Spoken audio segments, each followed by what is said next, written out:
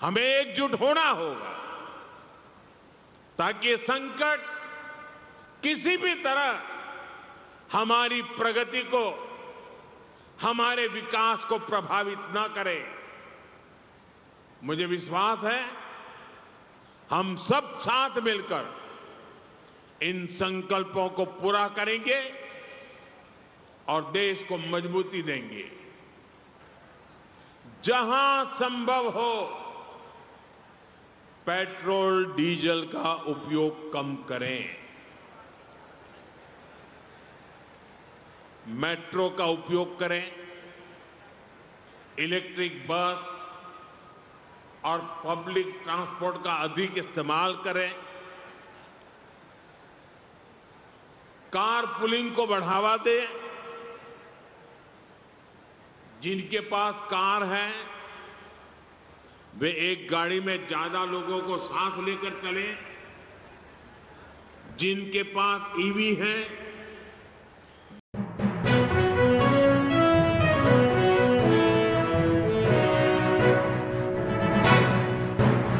साथियों, गुजरात और देश में विकास के प्रयासों के बीच एक और विषय संवेदनशील होता जा रहा है। पिछले कुछ वर्षों में दुनिया लगातार अस्थिर परिस्थितियों से गुजर रही है।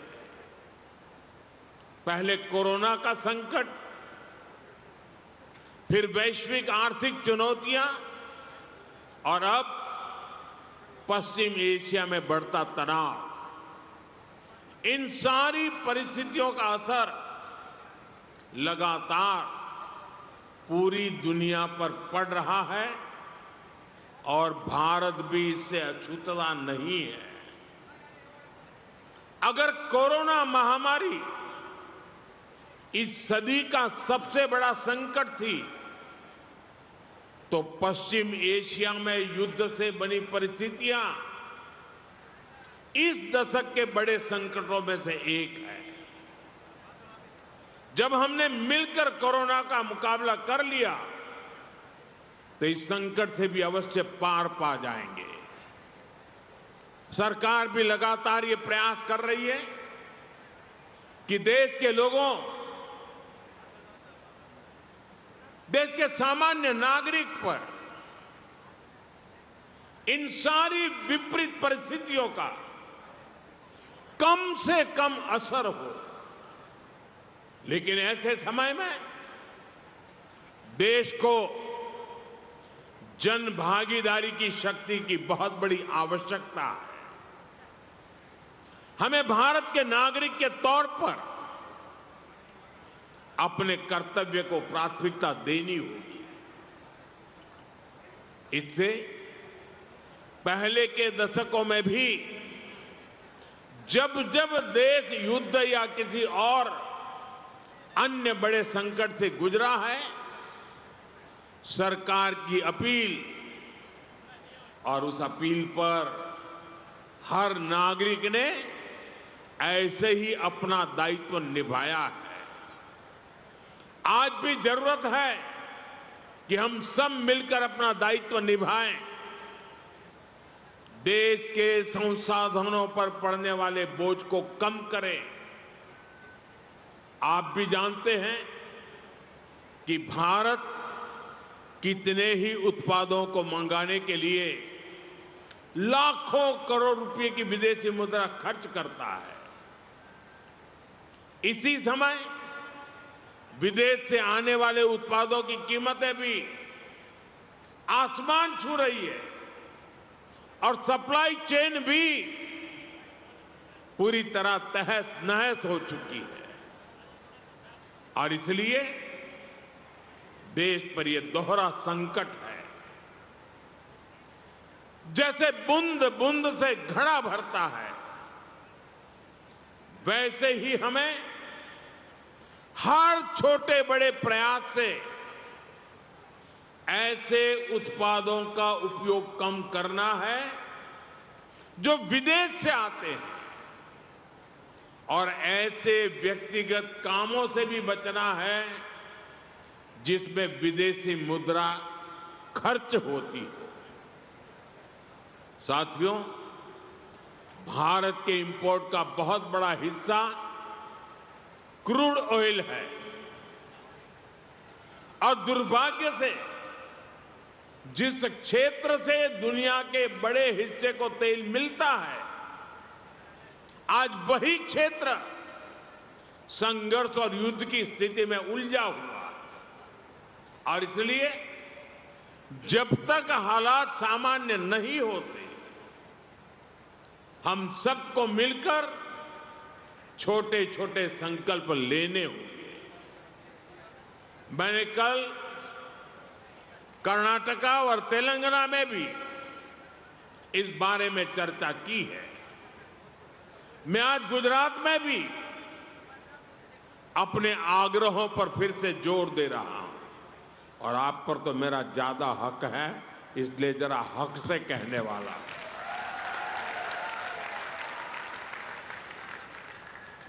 मेरी देश के हर नागरिक से अपील है, जहां संभव हो पेट्रोल डीजल का उपयोग कम करें। मेट्रो का उपयोग करें, इलेक्ट्रिक बस और पब्लिक ट्रांसपोर्ट का अधिक इस्तेमाल करें, कार पुलिंग को बढ़ावा दें।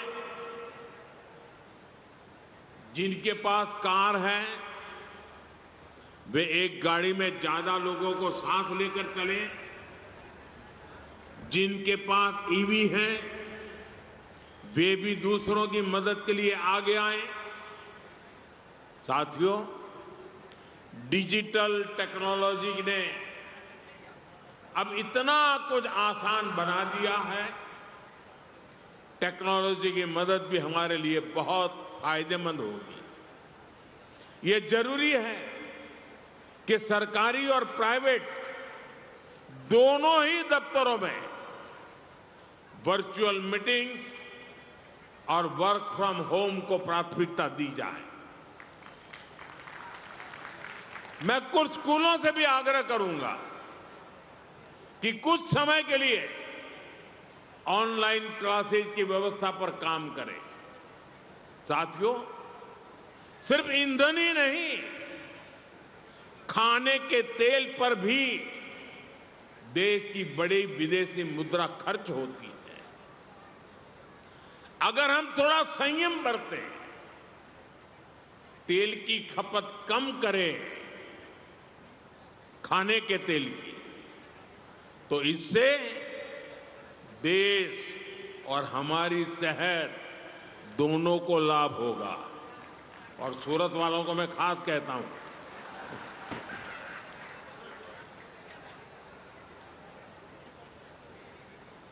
इसी तरह मैं आज समाज के सभी भाई बहनों से, मैं आपके परिवार का सदस्य हूं इसलिए आग्रह से कहता हूं, और इसमें तो आपको आगे आकर के मेरी मदद करनी पड़ेगी।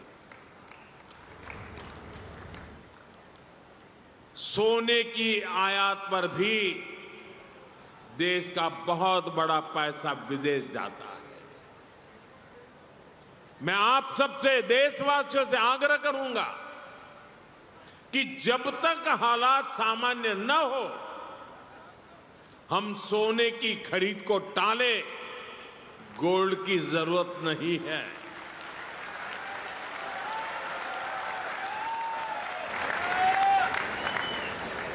साथियों, आज समय की मांग है कि हम वोकल फॉर लोकल को एक जन आंदोलन बनाएं। विदेशी सामान, लोकल उत्पादों को अपनाएं। अपने गांव, अपने शहर, अपने देश के उद्यमियों को हम ताकत दें। यहां लोग बैठे हैं, बहुत अच्छी चीजें बनाते हैं, श्रेष्ठ चीजों का उत्पादन करते हैं। साथियों, हमारे में से ज्यादातर खेती के कारोबार की दुनिया से पैदा होकर के यहां आए हैं। खेती में स्वदेशी खाद को बढ़ावा मिले, नेचुरल फार्मिंग को बढ़ावा मिले, डीजल पंप की जगह सोलर पंप्स का उपयोग बढ़े। और हम तो किसान के बेटे हैं, किसान की बेटियां हैं। हमें अपना खेत सबसे पहले बचाना है, हमें अपनी धरती मां को बचाना है, हमें केमिकल फर्टिलाइजरों से अपनी धरती मां को मारना नहीं चाहिए। हमारे खेत को बचाना है, हमारी धरती मां को बचाना है। और इसलिए मैं आप सबसे आग्रह करूंगा कि आप अपने गांव में हर किसान भाई बहन को केमिकल फर्टिलाइजर से मुक्ति का रास्ता बताइए, नेचुरल फार्मिंग की तरफ ले जाइए। साथियों, एक और भी अहम विषय, और वो भी आप में से बहुतों को लागू होता है, बुरा मत मानना, फैशन हो गई है। जैसे ही वैकेशन हुआ, बच्चों के हाथ में विदेश की टिकट पकड़ा देते हैं, विदेश में जाके वैकेशन कर रहे हैं। गर्मी की छुट्टियां आ रही हैं, आजकल विदेश घूमने, वहां पर डेस्टिनेशन वेडिंग, ये मैं यहां से बहुत से लोग हैं, अब मुझे निमंत्रण नहीं भेजते हैं, पहले भेजते थे क्योंकि विदेश में ही शादी करते थे, अब बंद कर रहे हैं। ये विदेश में वेडिंग, इनका फैशन खूब बढ़ रहा है। और लेकिन इस पर भी बहुत विदेशी मुद्रा खर्च होती है। साथियों, आप सोचिए, क्या भारत में ऐसी जगह नहीं है जो हम अपनी वैकेशन वहां मनाएं, हमारे बच्चों को हमारा इतिहास पढ़ाएं, हम अपने स्थानों पर गर्व करें। और जरूरी है कि भारत में ही अपनी वैकेशन मनाएं। और वेडिंग के लिए भी मैं नहीं मानता हूं कि भारत से अधिक कोई अच्छी पवित्र जगह हो सकती है हमारे लिए।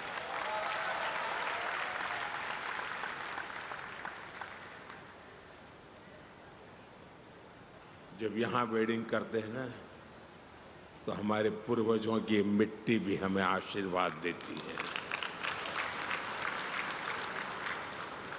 और वेडिंग के लिए भी भारत के ही अनेक स्थान है, उसको हम चुने। हमारे गुजरात में तो वैसे भी एक से बढ़कर एक स्थान है। और मैं तो आप सब पाटीदार भाइयों को तो कहूंगा, आपको तो अब शादी स्टैच्यू ऑफ यूनिटी वहीं पर जाके करनी चाहिए।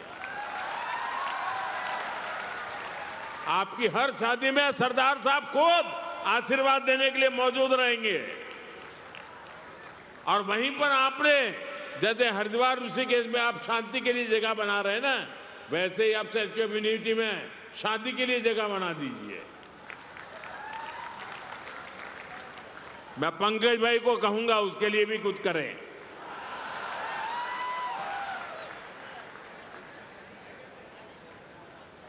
जैसे हाल के वर्षों में सरदार साहब के स्टैच्यू ऑफ यूनिटी हमारा एकता नगर पर्यटन का इतना बड़ा केंद्र बनकर उभरा है कि हम ये तय कर सकते हैं, हम ज्यादा से ज्यादा लोगों को स्टैच्यू ऑफ यूनिटी पर लेकर के जाएं। विदेशों में हमारे बहुत लोग रहते हैं, मैं उनको कहता हूं कि आपका दायित्व है कम से कम 5 विदेशी परिवारों को भारत देखने के लिए लेकर के आइए। आप देश विदेश में हमारे संपर्क का कोई भी परिवार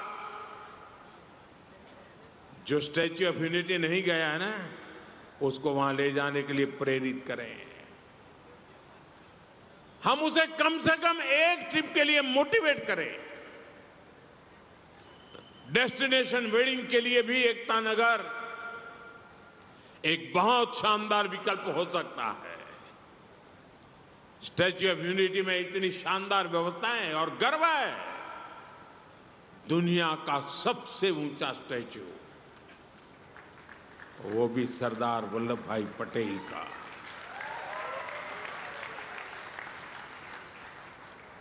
इस देश का कोई नागरिक ऐसा नहीं हो सकता है कि जिसको इसके लिए गर्व न हो दोस्तों।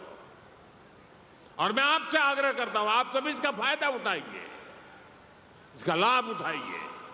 साथियों, ये मैंने छोटे छोटे प्रयास आपको, कोई मुश्किल काम नहीं बताया आपको, लेकिन आप मान के चलिए, ये छोटे प्रयास भले लगते सकते हो, लेकिन छोटे प्रयास भी जब 140 करोड़ लोग एक साथ संकल्प लेते हैं, 140 करोड़ लोग एक कदम आगे बढ़ते हैं इस दिशा में, 140 करोड़ कदम देश आगे बढ़ता है। तो वही छोटे प्रयास राष्ट्र की सबसे बड़ी ताकत बन जाते हैं। और इसलिए फिर एक बार हमें एकजुट होना होगा, ताकि ये संकट किसी भी तरह हमारी प्रगति को, हमारे विकास को प्रभावित न करे। मुझे विश्वास है, हम सब साथ मिलकर इन संकल्पों को पूरा करेंगे और देश को मजबूती देंगे।